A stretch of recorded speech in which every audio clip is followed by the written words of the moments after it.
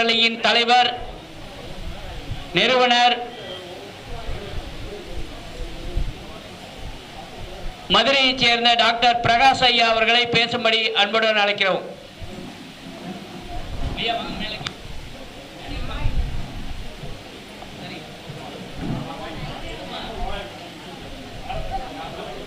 அருள் பெரும் ஜோதி தனிப்பெரும் கருணை. நான் யாரும் நான் பேசுறதை கேட்க வேணாம். அப்படி சொன்னதானே கேட்பீங்க. நமக்குன்னு ஒரு ஸ்டைல் இருக்குல்ல. ஆமா, எல்லாருக்கும் எல்லா விதத்திலையும் பரிகாரமும் பலன்களும் கொடுக்க ஜோதிடர்களும் வாஸ்து நிபுணர்களும் இருக்காங்க. ஆனால் அவங்களையும் கை கொடுத்து தூக்கி விடுறதுக்கு தாந்திரிக பரிகாரங்கள்னு சொல்லி தாந்திரிக நிபுணர்களும் வேணும். புரியுதுங்களா? கண்டிப்பா உருவாக்கிடலாம். அதுதான் என்னுடைய லட்சியம். மாதம் முழுவதும் மாணவரை உருவாக்குவர் ஜோதிடர். வருடம் ஒரு முறை தாந்திரிகரை உருவாக்குற தாந்திரிகவாதி. சரிங்களா? நான் முதலே சொன்னேன் பார்த்தீங்களா, என் பேச்சை யாரும் கேட்க வேணான்னு. யாருமே கேட்க வேண்டாம், ஒன்றும் பிரச்சனை இல்லை.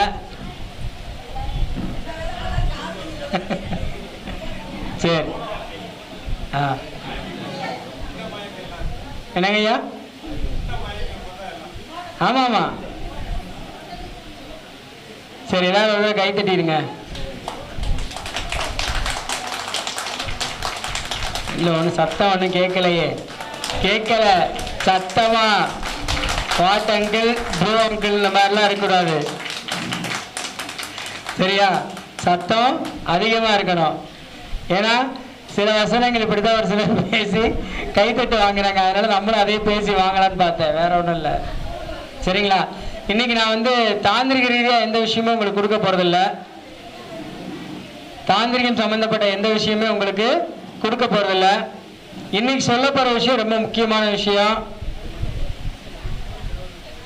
ஜோதிடத்துல இது வரைக்கும் நான் சொல்லாத ஒரு விஷயம் சொல்லலான் இருக்கேன்.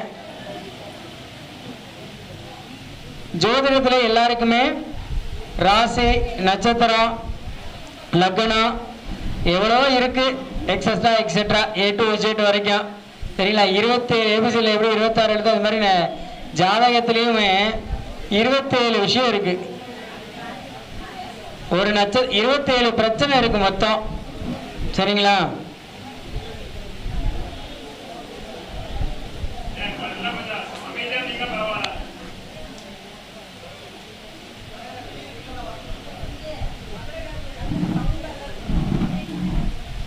அக்கா, கொஞ்ச நேரம் ஆகணுக்கா டென்ஷன் ஆகிறதுக்கு. விஜயகாந்த் மாதிரி கண்ணு சிவக்கிறதுக்கு ஒரு 5 நிமிஷம் ஆகுங்கக்கா. வெளியே இருக்கவங்கன்னா கொஞ்சம் உள்ள வந்தீங்கன்னா ஒரு முக்கியமான பரிசு காத்துக்கிட்டு இருக்கு.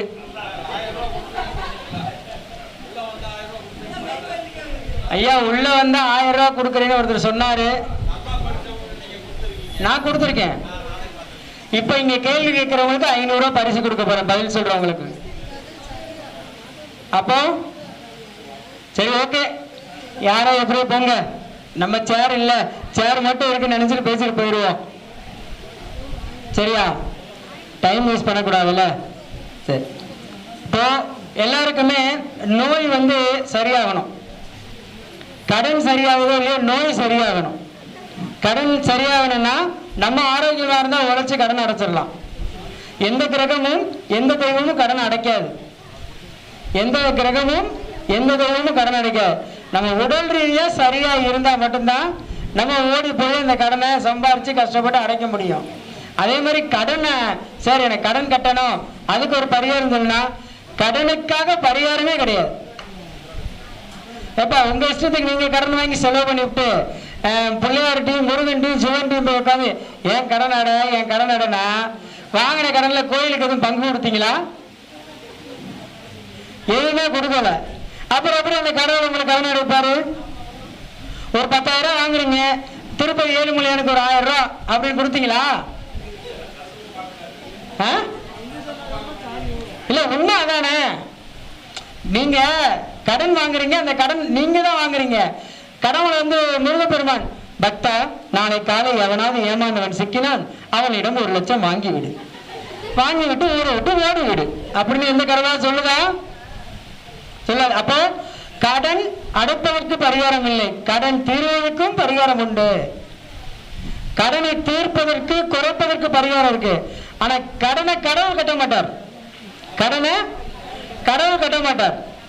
ஜோதிட சாஸ்திரமும் கட்டாது, தாந்திரிகமும் கட்டாது, 4 வேதங்களும் கட்டாது, பக்கத்து வீட்டுக்காரன் கூட கட்ட மாட்டான். புரியுதுங்களா? நம்ம தான் கட்டணும். அப்ப கல்யாணம்னு ஒண்ணு பண்ணா பல கட்டணும். ஸ்கூல் ஃபீஸ் கட்டணும், வாடகை கட்டணும், இஎம்ஐ கட்டணும். இந்த மாதிரி கடனை நம்ம தான் கட்டணும். 5000 ரூபாய்க்கு ஃபோன் யூஸ் பண்றவங்க 50,000 ரூபாய்க்கு யூஸ் பண்ணா அந்த 45,000 கடன் நம்ம தான் கட்டணும். அப்ப கடவுள் கடனை கட்ட மாட்டார். ஆனால் இந்த கடன் சரியாகணும் அப்படின்னா முதல்ல உடம்புல நோய் இருக்கக்கூடாது. நோய்க்கா என்னைக்காவது போய் கடவுள்கிட்ட உங்களை மன்றாடி கேட்டிருக்கீங்களா? இறைவா எனக்கு கடன் நான் அடைச்சிருவேன், என்ன நோயெல்லாம் மட்டும் வையும் என்னைக்காவது கேட்டிருக்கீங்களா? இறைவா என் கடனை சீக்கிரம் உடைச்சு விட்டுரு, நான் எத்தனை விளக்கு போடுறது? எப்படிங்களா? ஓகேவா? ஓகேவா? அப்படியா? சரி, எனக்கு நான் புதுசு, அதனால கொஞ்சம் அண்ணன் சொல்லி கொடுக்குறாங்க, கொஞ்சம் கூச்சமாத்தான் இருக்கு, இருந்தாலும் பரவாயில்ல. ஏன்னா நாங்க ஸ்டைல இப்படி கூட பிடிச்சிருக்கோம். சரிங்களா? கண்டிப்பா. ஆனா இந்த கடனை அடைப்பதற்கான பரிகாரம் இருக்கோ இல்லையோ, கடனை தீர்ப்பதற்கான பரிகாரம் இருக்கு. ஆனா அதுக்கு முன்னாடி நோய் தீர்ப்பதற்கான ஒரு பரிகாரம் சொல்றேன். செவ்வாய்க்கிழமை செவ்வாய் உரையில மாதுளம்பூ பூ இருக்கு பார்த்தீங்களா, அதுல 18 மலர்களா சின்னதா அப்படியே பூ மாலை மாதிரி கட்டி முருகனுக்கு போடுங்க. செவ்வாய்க்கிழமை செவ்வாய் ஊர்ல ஒரு மாதுளை மரத்தை கூட விட்டுறாதீங்க. இந்த கொரோனால வேப்ப மரத்தை அழிச்ச மாதிரி, புரியுதுங்களா? ஆனா இது நோயை தீர்க்கும். ஒரு கேன்சர் பேஷண்ட்டுக்கு நான் சொல்றேன், ஃபைனல் ஸ்டேஜில் இருந்தவர் இப்ப அந்த மாலை அவங்க வீட்டுக்காரமா போட்டு போட்டு போட்டு கேன்சர் படிப்படியா 100% 2 மாதம் அல்லது 5 மாதத்துல இறக்கணும்னு சொன்னவர் இப்ப நல்லா இருக்கார். அந்த நோய் தீர்ற வரைக்கும் போடுங்க. இப்ப புரியுதா? 1008 விளக்கு போடுங்கன்னா கையில காசு இருக்கவங்க அன்னைக்கு 1008 விளக்கு வாங்கி போட்டுடலாம், இல்லாதவங்க 1008 நாள் போடணும். தாந்திரிகம்னா என்ன? ஒரே நாள் 1008 விளக்கு போட்டா தாந்திரிகம். 1008 நாள் விளக்கு போட்டீங்கன்னா அது ஜோதிடம். புரியுதா? ஐயா 3000 ரூபாய் டிக்கெட் எடுத்து திருப்பதியில போனீங்கன்னா உடனே சாமி பார்க்கலாம். 3 மணி நேரம் நின்று திருப்பதியில டிக்கெட் பார்க்கறதுனா வித்தியாசம் இருக்குல்ல? தர்மம் கர்மம் தான் சொல்லியிருக்காங்க, புதுசா எதையுமே சொல்லல. அப்போ தாந்திரிகம்ன்றது இதுதான். நம்ம கிருஷ்ணா அவரே சொல்லியிருப்பாரு, இதுக்கு மேல எத்தனை தடவை சொல்றது? இத சகாதேவா உனக்கு மேல ஒரு சக்தி இருக்கு, அதுதான் தாந்திரிகம், தந்திரம். தந்திரம் இல்லையின் மந்திரம் இல்லை, மந்திரம் இல்லையில் தந்திரம் இல்லைன்னு சொல்லியிருக்காங்க. அதுக்கு நடுவில் இந்த எந்திரத்தை சேர்த்துக்கிறது, அதுக்கு நடுவில் தான் எந்திரத்தை சேர்த்துக்கிறது. இன்னைக்கு 1000 சிஸ்டம் கண்டுபிடிச்சாலும் பாரம்பரிய ஜோதிடத்தை மிஞ்சி ஒண்ணுமே கிடையாது. அன்னைக்கு இதுக்கு பேரு என்னன்னு வச்சிருக்காங்க? தந்திரம், தாந்திரிகம் தான் வச்சிருக்காங்க. தந்திரமான செயல்களை கையாள்வது. நான் விநாயகரா இருக்கணும்னு ஆசைப்படுறேன், நான் முருகன் மாதிரி இருக்கணும்னு ஆசைப்படல. என்னடா கையை இங்கே கிடையாது, இங்க இருக்கவங்க பூரா ஜோசியக்காரங்க, நான் அந்த லிஸ்ட்ல கிடையாது, அதனால கையை இப்படியே காமிச்சுக்கிறது. ஏன்னா ஜோதிடர்கள் ஒரு பாதையை உருவாக்குறதுக்கு ரொம்ப நாள் டைம் எடுக்கும். தாந்திரிகர் அப்படி கிடையாது, ஜேசிபி விட்டு டக்குன்னு நிறைவிட்டு இந்த ரூட்ல போ அப்படின்றவர். இதுதான் தாந்திரிகம். அப்ப எளிமையான பரிகாரங்கள் மூலம் வெற்றிகரம். எவ்வளவோ வெற்றி இருக்கு. நான் ஏற்கனவே சொல்லியிருப்பேன் சார், சூரியன் கெட்டவன் எந்த கம்பெனில வண்டி வச்சிருப்பான்? சூரியன் மகரத்திலேயோ அல்லது கும்பத்திலேயோ இருக்கணுங்க, எந்த கம்பெனில வாகனம் வச்சிருப்பான்? 2 வீலர். யாராவது ஒருத்தர் சொல்லிருங்க கரெக்டா. இது வரைக்கும் நீங்க வண்டி வாகனங்களையும் கிரகங்களையும் போட்டு பார்த்திருக்க மாட்டீங்க, பேங்கையும் கிரகத்தையும் போட்டு பார்த்திருக்க மாட்டீங்க, யூஸ் பண்ற சோப்பையும் கிரகத்தையும் போட்டு பார்த்திருக்க மாட்டீங்க, கட்டுற வாட்சை கிரகத்தோட கம்பெனியை போட்டு பார்த்திருக்க மாட்டீங்க. ஒண்ணும் இல்ல, தினமலர் ஆரம்பிச்ச பத்திரிக்கை, தினமலர் இருக்குல்ல பத்திரிக்கை, இந்த தினமலர் ஆரம்பிச்ச வருடத்தையும் அந்த நாளையும் போட்டு ஒரு தசாப்தி போடுங்க. நீங்களும் உங்களுடைய பிறந்த தேதி ஒரு தசாப்தி போடுங்க. இந்த தினமலர் பேப்பர் வாங்கி படிச்சா நமக்கு சக்சஸ் ஆகுமா? அந்த மாதிரி என்னைக்காவது பார்த்துருக்கீங்களா? இதுதான் தாந்திரிகம். நடைமுறையில ஜோதிடத்தில் 1000 இருக்கு. ஜோதிடர் என்ன சொல்லுவாரு? 10 செவ்வாய்க்கிழமை சிவபெருமானுக்கு விளக்கு போடுங்க, இல்ல பள்ளியற பூஜை பாருங்க, இல்ல முடியல அப்படின்னா பிரதோஷ நாள்ல நந்தி பகவானுக்கு ஒரு இந்த அபிஷேகம் பண்ணுங்க. இதுதான் ஜோதிடர் சொல்ல முடியும். ஆனால் தாந்திரியத்தில் அப்படி கிடையாது. போடுற செப்பலை எந்த பிராண்டட் கம்பெனியில போட்டா லைஃப்ல சக்சஸ் ஆவேன்னு இருக்கு. எந்த கம்பெனியில இது எல்லாமே உருவாற்றம் தான். 100 வருஷத்துக்கு முன்னாடி எக்ஸெட்னு எல்லாருக்கும் ஒரு கம்பெனி இருக்குல்ல, பேட்டரி கம்பெனி. 100 வருஷத்துக்கு மேல ஆயிட்டு அந்த எக்ஸெட் பேட்டரியோ யாருக்கு செட் ஆகுன்னு இருக்குல்ல. என் ஃப்ரெண்டு ஒருத்தர், அவர்கிட்ட நான் சொல்றேன், சார் எக்ஸெட் பேட்டரி கம்பெனி நீங்க பேட்டரி வாங்கி போடுங்க, உங்க ஜாதகம் எப்படி நல்லா இருக்குன்ற. அவர் சொல்றாரு, சார் நான் அமரன் பேட்டரி தான் வாங்கி போடுவேன் அப்படின்னாரு. 4 நாள் அந்த பேட்டரி புரிஞ்சிருச்சு. அப்போ அவர் ஜாதகப்படியும் அந்த கம்பெனியும் போட்டு பார்க்குறோம். அவர் வந்து என்ன கேட்கிறார், சார் நான் தொழில் பண்றேன். என்ன தொழில் பண்றீங்க? வக்கீல் தொழில் பண்றேன். சரி, வக்கீல் தொழில் பண்றேன், எனக்கு ஒன்றும் கேஸே வர மாட்டேங்குது. அப்போ அவர் நான் யோசிக்கிறேன், எந்த ஏரியால குடியிருக்கலாம்? புதன் ஆதிக்கம் உள்ள ஏரியா எது? புதன் ஆதிக்கம் இருக்க ஏரியாவுக்கு போகணும். நான் மதுரை தான், ஆனா மதுரை மீனாட்சி மணி புதன் தானே. அவர் எங்க இருக்காருன்னா தல்லாகுளத்துல இருக்கார். தல்லாகுளம் சந்திரன். அப்போ மதுரை மீனாட்சி அம்மன் பக்கத்துல ஆபீஸ் போடுங்க சார்ன்ற. இப்ப அவர் 10 கேஸ் பார்த்துட்டு இருக்காரு டெய்லி. வாய்தா வாங்குறது மூலியமா மாசம் 50,000 வருமானம் பார்க்கிறாரு. புரியுதுங்களா? அப்போ ஊர்களையும் எடுத்துக்கணும். இப்ப பட்டுக்கோட்டை அப்படின்னா சுக்கரன் இருக்காரா இல்லையா? அதுல சென்னை அப்படின்ற சென்னை ராகுன்னு சொல்ற, ஆனா சென்னை கேது. ஊர்களையும் கிரகங்களையும் பார்த்துக்கணும். இதுதான் தாந்திரிகம். நான் ஜெயிக்கிற காரணம் இதுதான். ஒருத்தர் ஜாதகம் கொடுத்த உடனே நான் பார்க்கறது என்ன, எந்த ஊர்ல இருக்கீங்க முதல்ல கேட்பேன். ஜாதகம்லாம் சொல்ல மாட்டேன். சார் எந்த ஊர்ல இருக்கீங்க? சார் நீங்க எந்த ஊர்ல இருக்கீங்க? என்னங்க? கடலூர். கடலூர்ல இருக்காரு. ஆனா கடலூர்ல என்ன ஏரியால இருக்காருன்னு பார்க்கணும். ஏன்னா இன்னைக்கு கடலூருக்கு எனக்கு ஒரு லிங்க் இருக்கு. எங்க இன்ஜினியர் கடலூர் தான். அவர்கிட்ட இப்பதான் பேசினேன். பாத்தீங்களா, கடலூர் நீங்க என்கிட்ட சொல்றீங்க. அப்ப கடலூர் என்ன கிரகம், கடலூர்ல எந்த ஏரியால இருக்கும், ஒவ்வொரு இதையும் பார்த்து, சார் வாடகை வீட்லயே இருக்கேன், சொந்த வீடு வாங்க முடியலனா எந்த ஏரியா போனா சொந்த வீடு வாங்குவே, அந்த ஏரியா குடிபெயரணும் ஜாதக ரீதியா. தாந்திரிகம் மட்டும் இல்ல சார், நம்ம எந்த ஏரியால இருக்கோம். சார் 30 வருஷமா நான் இந்த திருச்செங்கோட்டுல வாடகை வீட்டுல தான் சார் இருக்கேன், எனக்கு சொந்த வீடு அமையல. அப்போ திருச்செங்கோடு சதய நட்சத்திரமா? திருச்செங்கோடு சதய நட்சத்திரம். ராகினுடைய எனர்ஜி உள்ள ஒரு ஊரு. இன்னொன்னு, கணவனும் மனைவியும் ஒற்றுமையா இருக்கக்கூடிய ஒரு ஊரு. நான் ஊருக்குள்ள இருக்கவங்கள சொல்ல, மலைக்கு மேல இருக்கவரை சொல்றேன். இதுல இன்னொரு விஷயம்னா, இவங்க தான் செவ்வாயை பொழுது சந்திரனை வெளியே கொண்டு வருவாங்க. யாரோட உதவியில? சனியினுடைய உதவியில. சனி இரும்பு, செவ்வாய் பூமி. உள்ள இருந்து தண்ணி எடுத்துட்டு வராங்க. போர்வெல் மிஷின் அதிகமா யார் வச்சிருக்கா? இப்ப கை தட்டலாம்ல, ஆளுக்கு 50 ரூபா தர்றேன். பரவாயில்லையா? 50 ரூபா சொன்னா கை தட்டுறீங்களா? சரியா? அப்போ ஒவ்வொரு ஊருக்கும் ஒரு கிரகம் இருக்கு. இப்போ சார் ஒருத்தர் திருச்சியில இருக்காருன்னு வைங்க. திருச்சி நம்ம என்ன சொல்லிடுவோம்? திருச்சி சுக்கிரனும் சனியும். திருச்சி சுக்கிரனும் சனியும். அப்படி இன்னும் கொஞ்சம் ஆழமா டெப்தா உள்ள போனா சந்திரன். என்ன நதி ஓடுதுங்க? காவேரி. துப்பாக்கி தொழிற்சாலை எங்க இருக்குங்க? ஸ்ரீரங்கம் எங்க இருக்குங்க? இப்போ சுக்கிரன் சனி சந்திரன் ஜாதகத்துல நல்லா இருக்கு. நீ வாடகை வீட்டுல இருந்துகிட்டே இருக்க. இந்த ஊரை போனா நீ சொந்த ஊர் வாங்குவேனா, அந்த ஊரை போய் இருந்து பாரு ஒரு 6 மாசம் இல்ல 1 வருஷம்.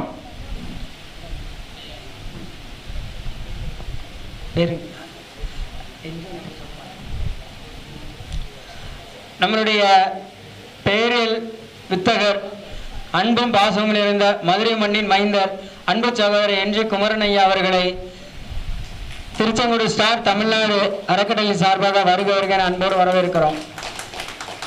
பாற்றவுடன் பேர் சொல்லக்கூடியவர் அண்ணன். ரீசெண்டா எனக்கு ஒரு பேர் வச்சு கொடுத்துருக்காரு. அது ஒரு நாள் அந்த பேர் அன்னை வாயாலே ஒரு மேடையில் சொல்லப்படும். அதுக்கு அடுத்து அன்பு சகோதரர் அண்ணன் வந்து பார்த்தீங்கன்னா நியூமராலஜி நீங்க ஆளே இல்லை. ஆனா நியூமராலஜில மதுரையில் ஒரு கிங்க வச்சிருக்கோம். ஆனா மனுஷன் வெளியே வராமே இருந்தாரு. இப்பதான் கொஞ்சம் கொஞ்சம் வெளியே வரார். அன்பு சகோதரர் சிவகுமார் அண்ணன் அவர்களை அன்புடன் மேடை கலைக்கிறோம்.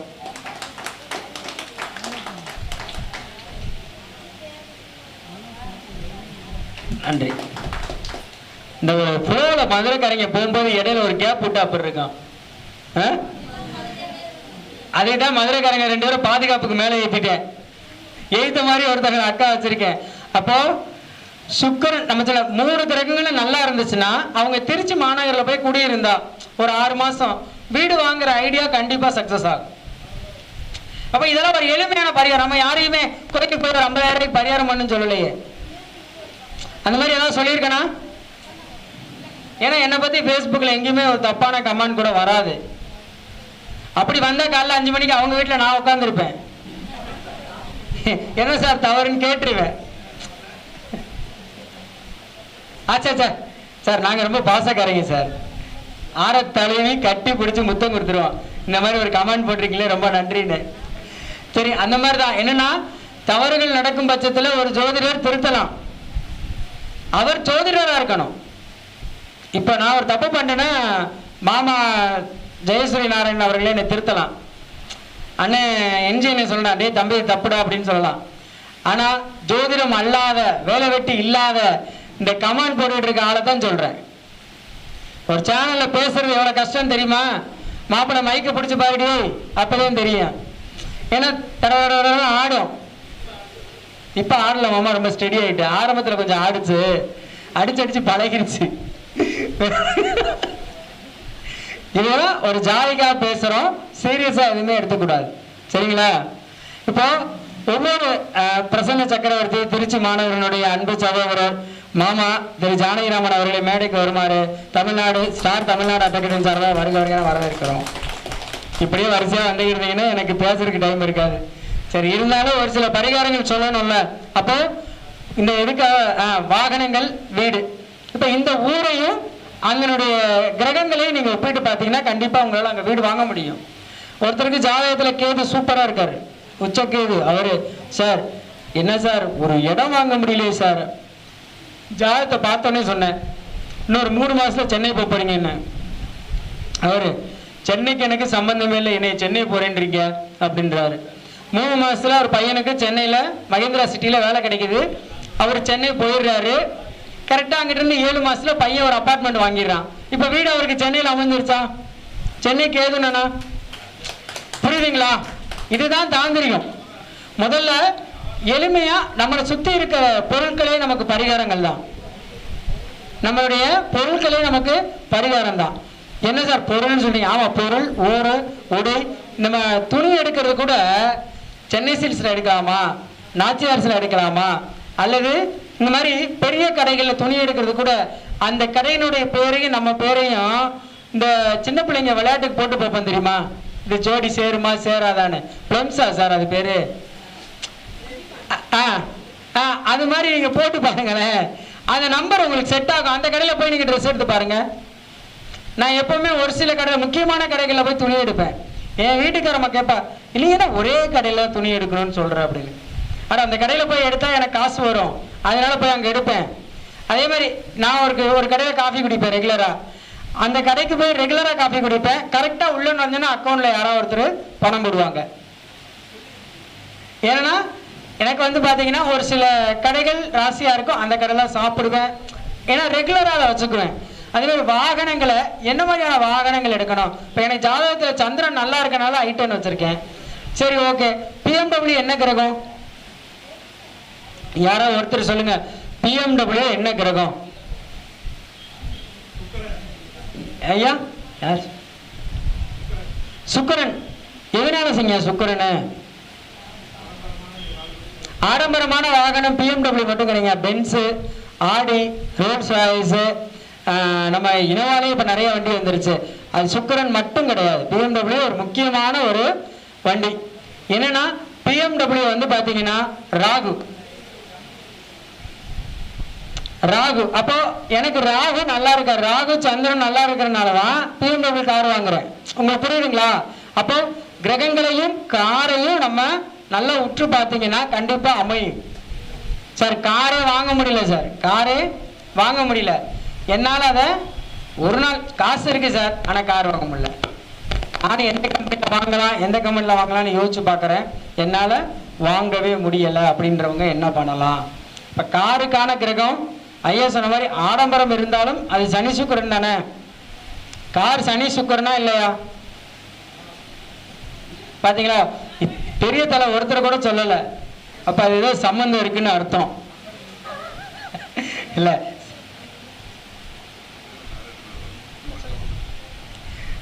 அண்ணன் ரகசியமா சொல்றாரு, தம்பி அது சனி சுக்கிரன் தான், ஏன்பா அப்படின்றாரு. சரிங்களா? அப்போ சனி சுக்கிரன், அப்போ ஜாதகத்துல சனி சுக்கிரன் நல்லா இருந்தாதான் கார் அமையுமா? நல்லா இல்லைனாலும் கார் அமையும். அமைஞ்சதுக்கு அப்புறம் தான் வாழ்க்கை நாசமா போகும். என்னடா இப்படி சொல்லிட்டாரு? ஆமா, சனி சுக்கிரன் நல்லா இல்லாதே முதல்ல கார் எடுப்பான், வாழ்க்கையை முடிச்சிருவான். சனி சுக்கிரன் நல்லா இருக்கவன் வாழ்க்கையின் பிற்பாதியில கார் எடுப்பான், ஓஹோன்னு இருப்பான். அப்படியே உங்க வாழ்க்கையில போட்டு பாருங்க சார். திருமணத்துக்கு முன்னாடி கார் எடுக்கக்கூடாது சார். திருமணத்துக்கு முன்னாடி கார் எடுத்தா அடுத்த குடும்ப வாழ்க்கையில சுகஸ்தானம் கெட்டு போயிடும் சார். திருமணத்துக்கு அப்புறம் தான் சார் கார் எடுக்கணும். இது நிறைய பேர் தெரியாது சார். ஒரு பெண் பேர்லயோ ஒரு ஆண் பேர்லயோ திருமணத்துக்கு முன்பு கார் எடுக்காதீங்க. அவங்களே அடுத்து அவங்களுக்கு திருமணம் ஆனதுக்கு அப்புறம் பாருங்க அந்த குடும்ப வாழ்க்கை பாதிக்குதா இல்லையான்னு நிறைய இடத்துல கணக்கு போட்டு பாருங்க, உங்களுக்கு தெரியும். நான் கண்டுபிடிச்சது.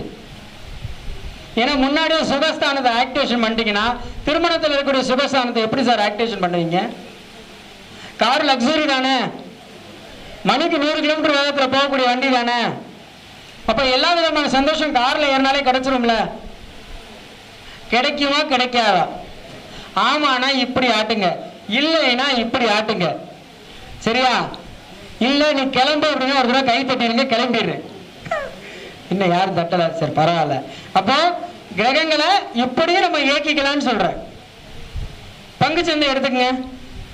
பங்குச்சந்தை புதன், ராகு, சந்திரன், இந்த 3 கிரகம் நல்லா இருந்தாதான் பங்குச்சந்தையில ஜெயிக்க முடியும். இந்த 3ல ஒண்ணு கெட்டு போனாலும் பங்குச்சந்தை பக்கம் போகாத. புதன் கெட்டவன் தான் முதல்ல ஷேர் மார்க்கெட்ல நம்பர் 1 இருப்பான். போயிட்டு மொத்த சொத்தையும் ஒண்ணுமெல்லாம் ஆக்கி கடைசியில ரோட்டுக்கு வந்துருக்கான். ஆனா இந்த புதன் கெட்டவன் என்ன பண்ணல, பிற்பாதி 40 வயதுக்கு அப்புறம் ஷேர் மார்க்கெட்ல உள்ள போலாம். 40க்கு முன்னாடி உள்ள போனா 0 வெளியில வரணும் சார். இல்ல சார், ஆனா சந்திரன் ராகு இருக்காங்களே, சந்திரன் ராகு இருந்தா தாயார் இல்லைன்னா நீ ஷேர் மார்க்கெட்ல உள்ள போ. தாயார் இருக்கும்போது போகாத. ஒண்ணு தாயை இழப்ப, இல்லைன்னா நீ சம்பாரிச்ச தனத்தை இழப்ப. இதுதான் கான்செப்ட். ஆனா நாங்க கொஞ்சம் வெளியில பேசிக்கிட்டு இருந்தோம். ஜாதக ரீதியாவே நிறைய விஷயத்த பேசதான் செய்வோம். ஒவ்வொரு பாயிண்ட்ஸ் எடுப்போம். அன்னைக்கு கடனை அடைக்கிறதுக்கு நாங்களாம் இப்போ அதை எடுத்தோம். ஒரு கேள்வி கேட்டார், அப்பதான் சொன்னேன், சப்தகன்னி உங்களை சொல்லலை, வசந்த் அண்ணனும் நம்ம அவரு நாங்கெல்லாம் பேசி வெளியில உட்காந்து பேசிக்கிட்டு இருக்கும்போது சொல்றேன். அப்போ அதுக்கான பரிகாரத்தை எடுக்கிறோம். கடனை அடைக்கணும், கடன் தீரனா சப்தகன்னிமார் வழிபாடு பண்ண சொல்லுங்கன்னு சொன்னேன். சப்தகன்னிமார்ன்றது 7 பேரா? அப்போ அந்த கடன் அடைஞ்சிருமா? 7 பேருக்குமே என்னன்னா வஸ்திரத்தினால வஸ்திரம் வாங்கி பல வண்ண ஆடைகள், எப்படின்னா விதவிதமான கலர்கள்ல 7 கலர் வாங்கி அந்த சப்தகன்னிக்கு நீங்க செலுத்தும் பொழுது அந்த கடன் அடையும். அதே மாதிரி கொடுத்த காசுக்கு எந்த தமிழ்நாடுல வேர்ல்டு ஃபுல்லா எந்த ஜோசியராலும் பரிகாரம் சொல்ல முடியாது. கொடுத்த காசு எனக்கு திருப்பி வரல சார் அப்படின்னா நீங்க ஏமாந்துட்டே தவிர உன்னை யாரும் ஏமாத்தல. வாண்டடா போய் பணத்தை கொடுத்து யாரும் ஏமாறுறா? நம்ம தான் ஏமாறுறோம். அப்போ அந்த பணம் வரலையா, ஒன்று செய், கையில 2 படி உப்பு எடுத்து வச்சுக்க. 10 லட்சமா இருந்தாலும் பரவாயில்ல, 50 லட்சமா இருந்தாலும் சரி, இதுவரை இதற்கு முன்பு என் முன்னோர்கள், நான், என் மகன், என் பேரன் செய்த அனைத்து பாவங்களும் அவர்களுக்கே போகட்டும்னு சொல்லிட்டு அந்த பணத்தை கேட்காத. உண்மைதானே? இப்ப ஐயா சொன்ன மாதிரி மூடிட்டு போறா. நீ இப்போ ஒரு கடன் உங்களுக்கு இப்ப கொடுக்கணும் சார், எனக்கு கொடுக்கணும், ஒரு 5 லட்சம் வாங்கியிருக்காரு, கொடுக்கல, எனக்கு அது வேணும்னு முடிவு பண்றேன். என்ன பண்ணிடணும் அப்படின்னா 2 கையில உப்பு எடுத்து வச்சு, இதுவரை என் முன்னோர்கள் செய்த பாவம், இனி நான் செய்த பாவம், என் மகன் செய்த பாவம், என் மகனோட மகன் செய்த பாவம், 7 ஜென்மத்தினுடைய பாவமும் அவனையே சாரட்டும், நான் அதற்காக அவனுக்கு கூலி கொடுத்து விட்டேன். திருப்பி அவன் பணமே கொடுத்தா அந்த பணத்தை வாங்காதீங்க. புரியுதுங்களா? ஆனா கொடுத்த காசு வரலன்னு இந்த ஒப்பாரிலாம் வைக்க கூடாது. ஜோதிடர்கிட்ட வந்து ஜோசியக்காரனை பார்த்தா எப்படி தெரியுது? இப்படி தெரியுதா இல்ல இப்படி தெரியுதா? ஒரு போன போட்டுக்கிறது, ஐயா 10 லட்சம் கொடுத்துட்டாங்க ஐயா, வாங்க முடியலங்க ஐயா, அதுக்கு ஒரு பரிகாரம் சொல்லுங்க ஐயா. ஆமா வா, ஒரு 50,000 பரிகாரம் இருக்கு, வா பண்ணிக்கலாம். அப்ப 10 லட்சம் ஆயிருதா? அடுத்த ஜோசியத்தை போவ, அங்க ஒரு 3000 பீஸ், 10 லட்சம், 10 லட்சத்து 53,000 ஆகி போச்சா? அடுத்த ஜோசியத்தை போவ, அங்க ஒரு 2,000 பீஸ். முட்டா பாலுங்களா, அந்த காசை கொண்டு போய் நீங்க பேங்க்ல போட்டு வச்சாலும் வட்டியாக வரும். ஐயா நான் வாழ்க்கையில என்ன பண்ணுவேன், முன்னேறதுக்கான வழி என்ன, அதை மட்டும் கேளுங்களேன். நீங்க கடன் கொடுத்துட்டு வந்து ஜோசியக்காரன் இந்த கடன் அடைஞ்சிருவான், இந்த கடன் திரும்பி வந்துருமா, இந்த கேள்விகளை கேட்பதை முதல்ல தவிர்த்துருங்கன்னு சொல்றேன். இந்த கேள்விகளை கேட்கறதே ஒரு முட்டாள்தனம்னு சொல்றேன். இது எல்லாருமே முதல்ல தெரிஞ்சுக்க வேண்டிய விஷயம் என்னன்னா, கடன் கொடுத்துட்டா அவங்கெல்லாம் மனசு இந்த கொடுத்தா வாங்கிக்கோங்க. நீங்க கேட்டு டார்ச்சர் பண்ணீங்கன்னா அவனோட கர்மா உங்களுக்கு வரும். ஒரு ஃபோன் பண்ணலாம், அவனை தூங்க விடாம போன் அடிச்சுட்டு இருந்தீங்கன்னா அவன் என்ன பண்ண, காசை கொடுத்து என்ன பாடுபடுத்துறா, முதல்ல இவனுக்கு ஒரு எலுமிச்சை பழத்தை குத்தணும், இவனுக்கு தான் ஒன்று பண்ணணும், காசு தானே கொடுத்தான். புரியுதுங்களா? அப்போ பணத்தையும் கொடுத்து சாபங்களையும் பெறக்கூடிய அமைப்பு நமக்கு இருக்கும் பொழுது என்ன பண்ணணும், அந்த பணத்தை கொடுத்துட்டோம், எனக்கு வேற வழியில ரூபாய் வந்துடும், நான் கஷ்டப்பட்ட காசு, அதனால இனிமேல் அவன்கிட்ட நான் காசு கேட்க போறதுன்னு நினைச்சிட்டா, அடுத்து உங்களுக்கு நீங்க எவ்வளவு பணம் செலவழிச்சிங்களோ இல்லை எவ்வளவு பணம் கடன் கொடுத்தீங்களோ ஏதாவது ஒரு ரூபத்தில் திரும்பி வரும். அதான் உண்மை. எனக்கு தெரிஞ்சு நான் அதுக்கு கடன் காசுக்கெல்லாம் பரிகாரமே சொன்னதே கிடையாது. நம்ம சக்சஸ் காரணம் என்னன்னா, ஐயா கடன் இருக்கா, சொத்தை வித்து கடன் அடிச்சுட்டு போயிட்டே இரு, சொத்தை வித்து கடன் அடிச்சுட்டு போயிட்டே இரு. நீ நகையை ஆடம்பரமா போட்டுக்கிட்டு கடன் இருக்குன்னா உன்னைய மாதிரி உலகத்துல முட்டாள் வேற யாருமே கிடையாது. அந்த காலத்துல மஞ்சக்கயிறுல வாழ்ந்தவங்களும் இருக்காங்க, பெரிய லெவல்ல கொடி போட்டவங்களும் இருக்காங்க. அண்ணன் படி ஏறதை பார்த்தா மைக்க புடுங்க போறாருன்னு நினைக்கிறேன். இந்த வந்துட்டார்ல பரவாயில்ல. அப்போ ஒவ்வொரு பரிகாரங்களுக்கும் ஒரு பலன் உண்டு. ஆனா அந்த பரிகாரத்தை எப்படி பண்றோன்றது ரொம்ப முக்கியம். அந்த பரிகாரத்தை எப்படி பண்றோன்றது முக்கியம். நீங்க கோயில்ல உட்கார்ந்து 100 தடவை அந்த தெய்வத்தினுடைய பேரை சொன்னாலும் சரி, அந்த பேரை தெய்வத்துக்காக மட்டும் சொல்லணும். உட்காந்துட்டு இந்த மாசம் சீட்டு கட்டணும், ஓம் நமச்சிவாயா, இந்த மாசம் ஏலச்சீட்டு கட்டணும், ஓம் நமச்சிவாயா, இந்த மாசம் குழுக்காசு கட்டணும், ஓம் நமச்சிவாயா, இப்படிலாம் சொன்னீங்கன்னா அந்த மந்திரத்திற்கு பலன் இருக்காது, பலனே சுத்தமா இருக்காது. கோயில்களுக்கு எதுக்கு அவங்கள போக சொல்றாங்க அப்படின்னா, அமைதியா உட்காருங்க, தியானம் பண்ணுங்க, இறைவனா முதல்ல உள்ள புகுந்துங்க. நீங்க உள்ள போனோன்னே ஐயருக்கு 100 ரூபா போட்டா ஒரு பெரிய மாலை கிடைச்சிருச்சு, நம்ம கோயில்ல விஐபி கிடையாது. ஐயர் மிகப்பெரிய கர்மாவை தூக்கி தான் உங்க கையில கொடுப்பார். எவனோ ஒருத்தன் கஷ்டப்பட்டு ஒரு 500 ரூபாய்க்கு மாலை வாங்கணும், சாமி முன்னாடி போட்டுட்டு பயபக்தியோட என்னோட பாவங்கள் இது மூலியமா மலர்கள் மூலியமா தீர்ந்துடணும்னு நினைச்சு போயிருப்பான். நீ 500 ரூபாய் தட்டுல போடு, ஐயர் என்ன பண்ணாரு, இந்த அவன் பாவம் உனக்கு வச்சுக்கன்னு அந்த மாலையை தூக்கி கொடுத்துருவார். இது உண்மையா இல்லையா? ஆனா நம்ம என்ன நினைக்கிறோம், அந்த இடத்துல கௌரவம் நினைக்கிறோம். கடவுள் முன்னாடி மாலை வாங்குறது கௌரவமே கிடையாது, கர்மாவை வாங்கிட்டு வருவீங்க. இதெல்லாம் மாத்துங்க. உள்ள போனே படிக்க அப்படியே படியில பரலாங்க படுத்து உருள்றது, அட படி மூதேவி, பைத்தியக்காரங்களா படி மூதேவி, சாமி அதுதானே சிலையா வச்சிருக்கான். போனே மூதேவியை தொட்டு கும்பிட்டா ஒரு மூதேவி வராம ஸ்ரீதேவியா வரும். படி என்ன மாந்தி, படி மாந்தி யாரு, பிரேதகாரகன், அவனை தொட்டு கும்பிட்டா உங்களுக்கு பணம் வந்துருமா? ஐயா ஒரு பிணம் இருந்தா மதுரை பக்கம் ஒரு பழக்கம் உண்டு, என்ன பண்ணுவாங்க, மூதேவி போய் ஸ்ரீதேவி வாங்குறாங்களா இல்லையா? எதுக்கு வாங்குறாங்க? ஸ்ரீதேவி வரணுன்றதுக்காக. அப்ப உள்ள கோயிலுக்கு நுழையும் போது படியை தொட்டு கும்பிட்டுட்டீங்கனாலே உங்களோட மொத்த கர்மாவை நீங்க அங்க இறக்கி வைக்கல, மொத்த கர்மாவை ஏத்தி வச்சுக்கிட்டீங்கன்னு அர்த்தம். தர்த்திரி இங்க இருந்து ஸ்டார்ட் ஆயிரும். உள்ள நுழைஞ்சவன் யாரை பார்க்கணும், கேதுவை பார்க்கணும். யாரை பார்க்கணும்? பேச மாட்டீங்களே, பேசுனா காசு தருவேன், இல்லைன்னா பேச மாட்டேன். நான் 2 நிமிஷம் மட்டும் பேசிக்கிறேன் ராஜா சங்கரையா, அப்போ ஆட்டோ சங்கரையா, சரிங்களா? அப்போ இந்த படிக்குனே ஒரு மகத்துவத்தை கொடுத்துருக்கான், சும்மாலாம் இல்லை. படியை தொட்டு கும்பிடுறீங்க, கஷ்டப்பட்டு சொல்றேன். இன்னைக்கும் நிறைய பேருடைய வாழ்க்கை கஷ்டப்படுறதுக்கு காரணம் ஆட்டோ சங்கர் ஐயான்னு கூப்பிட்டேன், ராஜா சங்கர்னு கூப்பிடல. எப்படி காசு தரீங்களான்னு கேட்கிறாரு. போகும்போது மேடையில் பேசிட்டு போற எல்லாருக்கும் கவர் கொடுத்து அனுப்புறேன்னு சொல்லியிருக்காரு இந்த மட்டம். அதனாலதான் எல்லாரும் வெள்ளையும் சொல்லியுமா வந்திருக்கோம், சரிங்களா? அப்ப படியை தொட்டு கும்பிடுற மூலியமா நமக்கு கஷ்டங்கள் தான் வரும். எல்லா கோயிலும் படியை தொட்டு கும்பிடுங்க, கும்பிடாதீங்கன்னு சொல்லுவாங்க. ஆனால் அப்படி கிடையாது. நீங்க உங்களை ஒரு சிலை நிக்குதுன்னா தெரிஞ்சுக்கங்க, அந்த சிலையும் நம்மளும் ஒண்ணுன்னு. கல் சிலைன்னு மட்டும் பார்க்க கூடாதுங்க, அது வாங்கின அடிகளை பார்க்கணும். அந்த சிலையும் நீங்களும் ஒண்ணுன்னு நினைக்கணும்.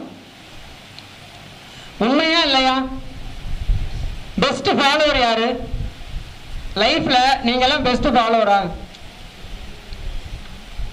யாரையும் பெஸ்ட் ஃபாலோவரே கிடையாது. ஜோதிடராக இருந்தா நீங்க பெஸ்ட் ஃபாலோவர்.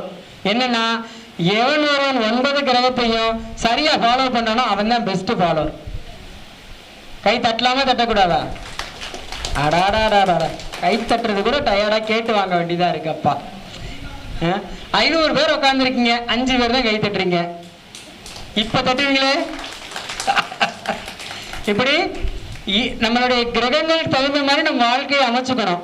ஒரு வாட்ச் கட்டுறதா இருந்தாலும் இன்னைக்கு உள்ள காலகட்டத்துக்கு நடைமுறை, ஏன்னா அப்டேட் மாறிக்கிட்டே இருக்குங்க, அப்டேட்டு மாறிக்கிட்டே இருக்கு. நான் இன்னும் பழைய காலத்திலேயே ஆலமரம் நட்டு வை, வேப்பு மரம் நட்டு வை, புளிய மரம் நட்டு வைன்னு சொன்னா கதையாகுமா ஐயா? 100 விளக்கு ஏத்துனா கதையாகாதுங்க ஐயா. 100 விளக்கு எப்படி மெழுகுவர்த்தியில ஏத்துனாதான் கதையாகுது. செய்யக்கூடிய பரிகாரம் ஒன்றும் இல்லை, முடக்கு திருசூனியும் ஏகப்பட்ட ஐட்டம் இருக்கு, அதுக்கெல்லாம் கோயில்லாம் இருக்கு. இங்க இருந்து சென்னையில இருந்து நான் முடக்கு கோயில் இருக்கு, நாகர்கோயில் அனுப்பிச்சேன்னா அவன் எனக்கு கழிவுகளே ஏற்றுறேன். உன்ட்ட வந்து எதுக்கு வந்தேன், ஏதாவது எளிமையான முறையில் பலன் சொல்லுவேன், அந்த பலனை வச்சு ஏதோ என் வாழ்க்கையை சரி பண்ணிக்கலான்னு வந்தா நீ எல்லா ஜோசியக்கார மாதிரி முடக்கு தீசுனின்னு சொல்லிக்கிட்டு இருக்க. இங்க இருந்து அந்த ஊருக்கு போயிட்டு வரைக்கும் 30,000 செலவாகும்யா. அந்த 30,000க்கு வேற ஏதாவது வழி சொல்லி. அப்பதான் சொன்னேன், சனி தானே உனக்கு முடக்கு, சரி வா உடம்பு ஊனமுற்றவங்களுக்கு ஒரு 10 பேருக்கு சேர் வாங்கி கொடு.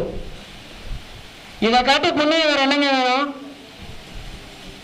திருக்கோயிலுக்கு நன்கொடை கொடுக்கறது முக்கியம் இல்லைங்க, திருக்கோயிலுக்கு வெளியில இருக்க ஏதாவது ஒரு அனாதைக்கு துணி வாங்கி கொடுக்கலாம், தப்பே இல்லை. இதுவே புண்ணியம் தான். அரசர்கள் எதுக்கு வந்து சாப்பாடு போட்டாங்க? அன்னதான மடங்களை எதுக்கு திறந்து வச்சாங்க?